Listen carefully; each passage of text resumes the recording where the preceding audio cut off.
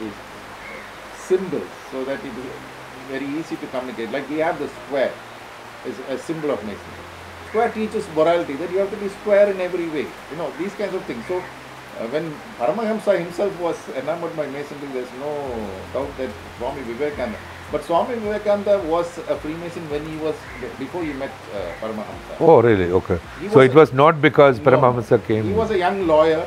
His father thought that those days the British had so much of clout in this country, and they were the maximum members of the lodges existing here.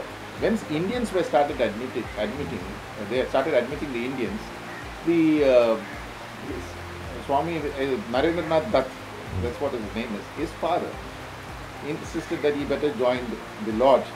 He joined the Anchor and Hope Lodge number 234. The number 234 means the 234th lodge in this world those days under the British Empire. So he was part of that lodge. But later his profession didn't work well, so he had to discontinue because he couldn't pay the dues. Like we have this membership fees, and then he discontinued his monthly membership or no, annual. Okay. It's very nominal, but still. But once a Freemason is always a Freemason, because you are initiated into a way of life. You are taught how to behave in this world, how to be good, how to be. That's why we many times believe, maybe it may be an unnecessary critic also. When he said brothers and sisters of America, we always believe he got that brotherhood from the Freemasons, because in his time as a Freemason he was taught about brotherhood. But the most important thing, we always ask, that's what I have explained in my book. People speak about the Chicago convention. But how did Swami get an invitation to go to Chicago when he was walking from Calcutta down to Kanyakumari on the road? Those days, no communication at all, no email, no WhatsApp, nothing, not even a mail will come. And how did the Parliament of Religions people locate Swami Vivekananda to invite him? That's true. Everybody speaks about his speech, they speak high about it, and that has brought pride to the nation. He has taken the name and fame of Hindustan to many parts of the world, especially in many towns in the US. We believe it came from a Freemason, the Raja of Ramnath. Raja of Ramnath was a very devout king, very religious. So any saint walking to his kingdom was welcome to his palace. But when he was interacting with Brother Narendranath Dutt, he was very enamored by his knowledge. He also knew he was a Freemason. Raja Sethupathi was also a Freemason. So when he got the invitation, when Vivekananda and he were discussing certain things in his palace, the Diwan brings an invitation from the Parliament of Religions, because he being a Maharaja, the Parliament of Religions definitely could send him an invitation, and he being a devout religious man. So that may be the reason the Fraternity Eternal. Fraternity Eternal again is another interesting thing. It is what we believe in, and many of us believe in this world. That's why we always say faith in God. We believe there is a world beyond this. A Freemason, when he dies, goes to the Grand Lodge above. That is, some people may call it heaven, some people may call it moksha and all that. So my book says eternal is because this brotherhood doesn't end here. It goes beyond this world. So that's why I named it Fraternity Eternal, so that it never ends. And one of your chapters, let me quote, one and only word which forms the basis of human existence in this world is happiness. I believe the happiness is a choice, not a result, and is a behavior. And people say that, I'm content, I'm happy. And happiness is a very broad word. How do you connect Freemasonic Lodge and the happiness? Mr. Hari, I think you have touched up a very most important thing I think on Freemason. There's another, there are a lot of mission statements. We have a statement calling being happy and communicating happiness. The most important thing of being a Freemason. If you are not happy, how can you communicate happiness? If you are miserable, you will be only communicating. Even our late president, former president Abdul Kalam has written about how when a small town is happy, there's a contagious thing that it goes and beyond the town and village and all that. The happiness worth spreading. Is a state of mind. From the day you are born, you are programmed to be happy, because even your parents will not let you cry. A few moments you cry, they try to make you happy. That's So right. you are in a program in this world to be happy. Let me tell you, if you are not happy, if you feel that breathing doesn't give you happiness, you will stop breathing. That's how many people do that, you know. So happiness is not a result. Happiness is not contentment, or happiness is not satisfaction. Happiness is a state of mind which you yourself put yourself in. Today I am sitting here and you are also sitting here because we both are happy to meet each other. That's absolutely right. If there is some unpleasantness between us, I don't think you will come here all the way from the US to meet me, and I would also not be able to accommodate a person whom I am not happy with. We are programmed from cradle till the last breath to be happy. The result of happiness differs from people to people. Your happiness may be having different. Somebody's happiness will be different. So happiness is nothing which can be you can brought into any shape or size. It is only a state of mind. We believe a person coming into a Freemasons hall, if he is not happy, he will make the whole assembly miserable, because his unhappiness will create ripples inside, and then there's no point in coming together to have a meeting. So happiness is the most important part of Masonry, and with that we try to communicate to other people also. So be happy first and happy forever. Yes. Without being happy, how can you make others happy? That's true. And in that respect, let me come back to empowerment and enlightenment. Empowering is giving confidence. Enlightenment is kind of a healing. So is it an empowerment or enlightenment by this Freemasonic Lodge, and why? See, both, let me tell you, are part of every, you need to be empowered to do something. Like I told you earlier, the principles of Masonry teaches you to be a better man in society, more confident. It doesn't teach you to go and preach to someone to make him better, or you go and empower somebody, or you go and enlighten somebody. It's not asked. Masonry doesn't ask you to go any other place, go to the public and say that see, we are Freemasons, we are good. We don't say that. We have to show to the world by our example. So how do you? First of all, you empower yourself. That's true. You enlighten yourself. That's true. Then you reflect.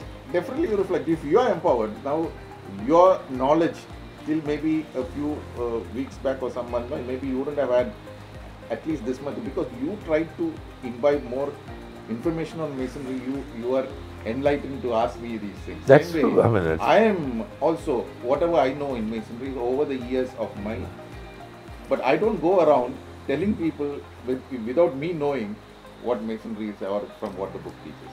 Is this a fraternity of people with similar interests? If in that case, how can you ensure the similarities, the likes and dislikes, any link in between? I'm not sure. I'm just asking. You asked it right. It is definitely not of similar interest, because we come from various walks of life. Like, we are not even segregated by, just like Rotary, we come in representing various professions and things like that. But here, we come from various walks of life with different ideas, different faiths, different beliefs. We come here. And we try to, I won't say that we all are definitely dissolving all our ideas and mingling as one. Just like every family has their differences. Any small family, if there are even two children, there will be definitely differences. There will be a lot of arguments.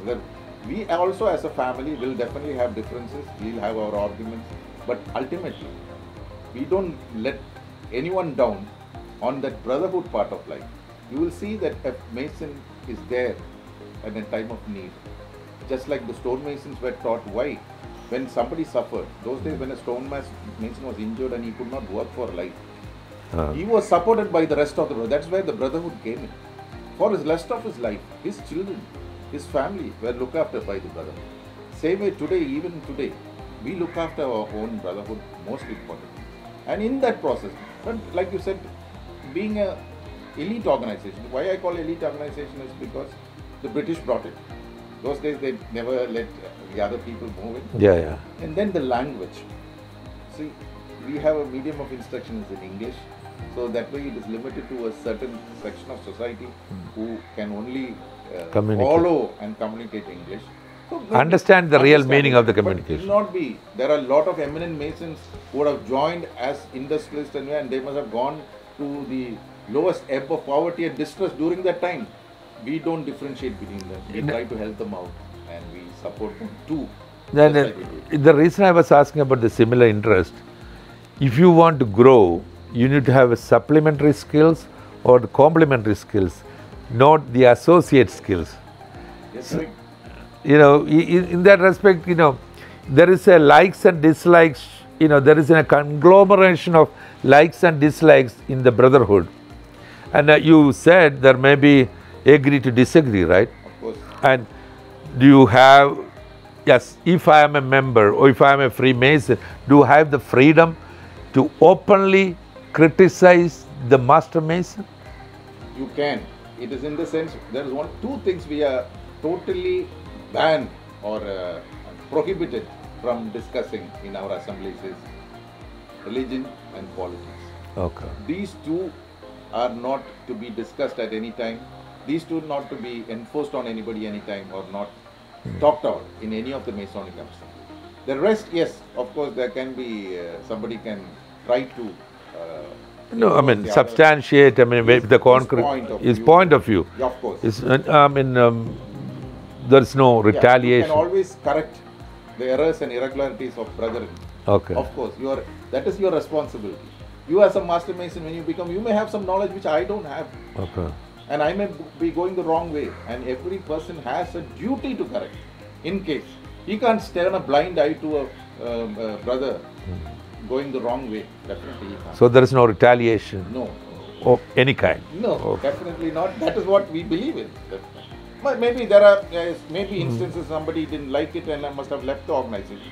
That is totally a different issue. But Masonry definitely doesn't insist that somebody has to. Let us talk about the family involvement in this journey of Freemason. Any of your family members are actively involved in it? I know your right hand, Premi, and being an alumni of Loyola College, and she is very supporting on these activities. Of course, let me tell you that the cover page of the book is a painting of Premi, which wow, let's see. Yeah, this is a Fraternity Fraternity Eternal by, so the design by Premi. Yes. Wow. And the publisher also has acknowledged it there. Okay. Okay. So family-wise, yes, I have from the time. In fact, my uncle, who was a Freemason, was the one who really got me involved into it. He said it would be good for life, your future, and maybe he thought it was a good networking also. Of course, people all come into social life for good networking. But I found it as a very good organization. I have not brought I have 3 sons. I have not brought any of them to any other organization. I am a member of Rotary, member of many clubs and all that. But I saw to it my eldest son, before he left for UK to study higher studies, I made him a Freemason. My second son, Nikhil? Eldest son is Nitin. Nitin and Nikhil. He is in Glasgow. Nikhil, the second son, is not only a Freemason, he is a past master of a lodge. Wow. He became a master of a lodge in Hyderabad. He was quite involved, and now due to his transfer of job, he is in Bangalore. So these two are Freemasons. The youngest one being a doctor and studying in Vellore, just finished his studies, so he never had an opportunity. But my brother, I got him initiated in Masonry. My brother's son is a Freemason, the whole family Freemason.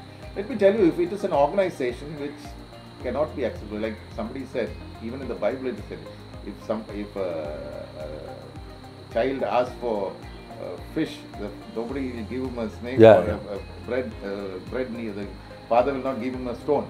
So if it is not good, if it is not benefiting us, we will not bring our own children. They will not be passing it on. Yeah. So that is one thing I see very highly prevailing among Freemasons.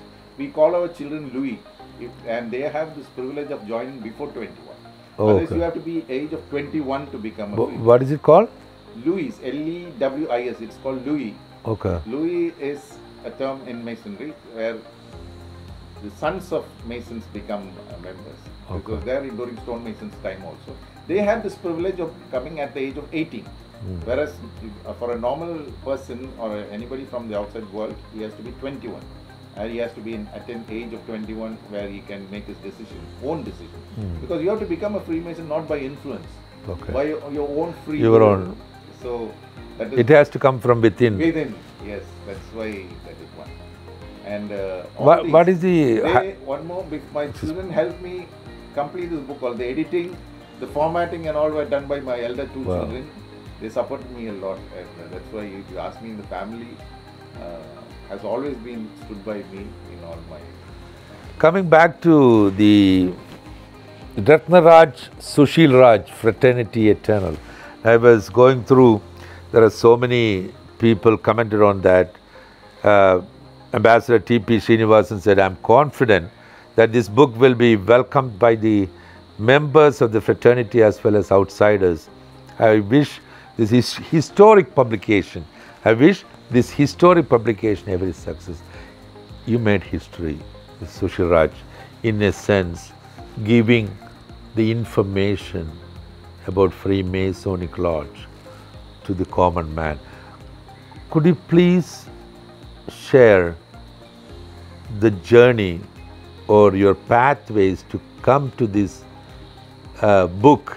I know there was no other books is available to know or understand more about it, and I'm sure that it shed a lot of lights to Freemason. Go ahead. So this is really, like they say, when there are disasters, there is something good evolves out of it. Now in my life as a Freemason, I have seen two major disasters in our life. Especially one was the earliest tsunami. Yeah. When that tsunami struck our coast in 2004, I was very actively involved, and in fact, with the blessings of so many brothers, we built 75 houses for the fisherfolk who lost their houses in the shores of Kanyakumari. There are two villages called Pallam and Anninagar where we built this house. In fact, a good portion of money, almost, we spent about 1.65 crores of Indian rupees for the project, and about more than 50% must have come from the Grand Lodge of Italy. Wow. They supported us so much. So what I said is, again, it's all the fraternity. So out of that disaster grew this support. We built up them a community center, almost 10,000 square feet, so that in future, any calamity striking them, they have a shelter.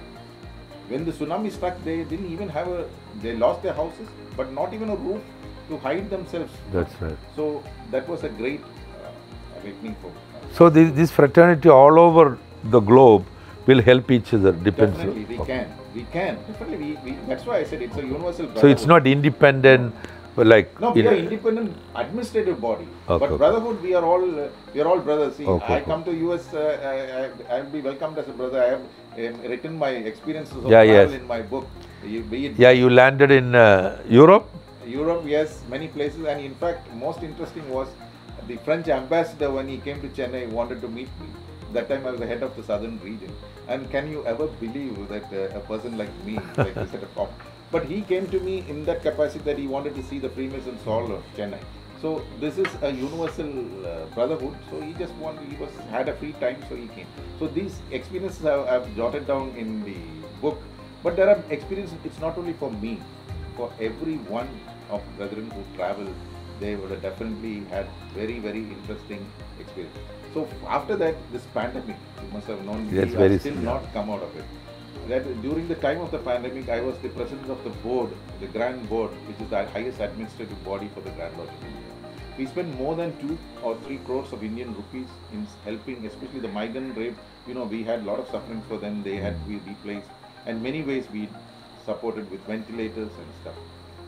But that time when the meetings, it brought a great change. You know, Zoom. That's right. Till then, Zoom live. Yes. Till then, we were always had physical meetings. Like you said, we had the lodge meetings. Yeah. We were unable to meet. So we started a Zoom, and I had this opportunity to give a few lectures all over the country where I was invited over Zoom to talk. I must especially mention one person. He was that time the chairman of Canara Bank, one Right Worship Brother Manoharan, who used to be there for most of my lectures, and he used to keep on asking me, you should publish these papers. But then I had a feeling that if I just publish those papers, it will be narrowed down to a few sect of people who think that I'm just talking some philosophical things about life. So some brethren around me in Trivandrum encouraged me to write my experiences. That's how this book came. And it is the experiences and anecdotes and everything. I had a lot of experiences as a Freemason. Like I said, you travel all over the world. Not only travel over the how these eminent men, as we call, came looking for you. That's I right. wouldn't have shook hands with the like this the ambassador unless I was a Freemason. Especially when we were kids in school, we learnt about Karan Singh, and he was the central minister at that time. I never ever imagined that I would stand shoulder to shoulder and take a picture with him or hold his hand. All these masonry took me to so much of eminent people. And you were kind of very close to the Maharaja, that's what I heard. Maharaja, I don't know, the day when I was appointed the head of the southern region, the meeting was held in Trivandrum. That morning he called me to the palace. I have never had any association before. But since he knew I was a Praja of Travancore, maybe a descendant, he called me. I had breakfast with him, and then it was a lovely relationship for 3 years.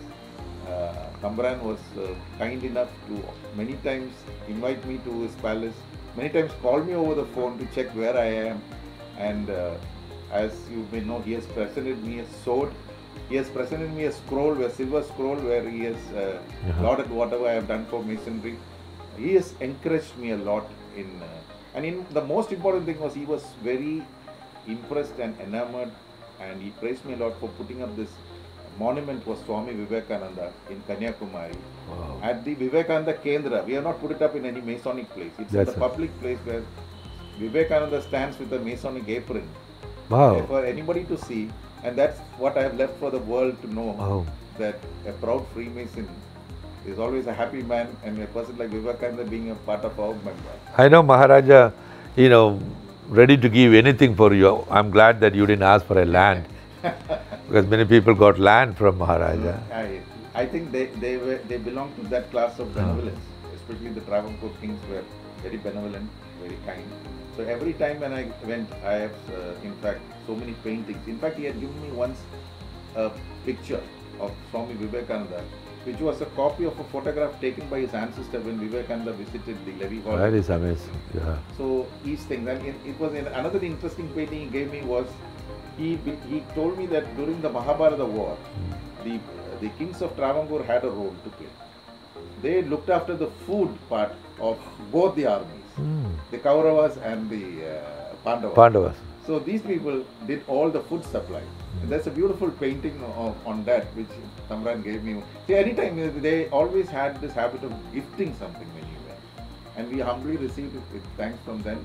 And I had all his blessings when I was the head of the... I mean, he never said before I had an interview with him in the television channel of Asianet, where he came in public to tell the world that this is a good organization, that being a member is good.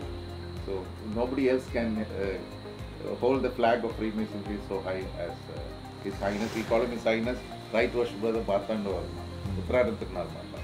Where can we get this book? This book, in fact, I was again, like you said, you read a few eminent names. After I wrote this book, I had sent this script to a few people, including Sri Vinod Rai, who was the former Controller and Auditor General of India, who was very famous at that time, and like T.P. Srinivasan, the ambassador, the former editor of India Today. All these people are not Masons. They just read this and gave a review. Once this review came, one of the most big publishers of Kerala, called the DC Books, or the current books they are called, they agreed to print it. And like you mentioned, this is the first ever commercial publication of a Masonic book in this country, as far as I know. Maybe in the other parts of the world there may be, but here we have had in-house publications. There has never been a book of Freemasonry in this country sold in Amazon. And recently, in 2 weeks ago, the His Excellency the Governor of Kerala, Muhammad Arif Khan, had released this book on Amazon Kindle. Now, so Wow. any part of the world, if you are in the US or the UK or Germany, anywhere, you can buy this book in Amazon Kindle. And this is how I always say the great architect has blessed me. He has sent you as an angel or a messenger to take this to the rest of the world. And I happened to learn about Mr. Sushil Raj, one of the groups, alumni groups we had, and then this book came up, and I had a glance of this book, and I thought that this is an interesting person I need to know. It is my proud privilege of knowing Mr. Sushil Raj. As he rightly pointed out, the most humble human being is our Maharaja. And I met a human being with a difference, wanted to do the best for the people, giving and caring and sharing with trust and transparency. Thank you.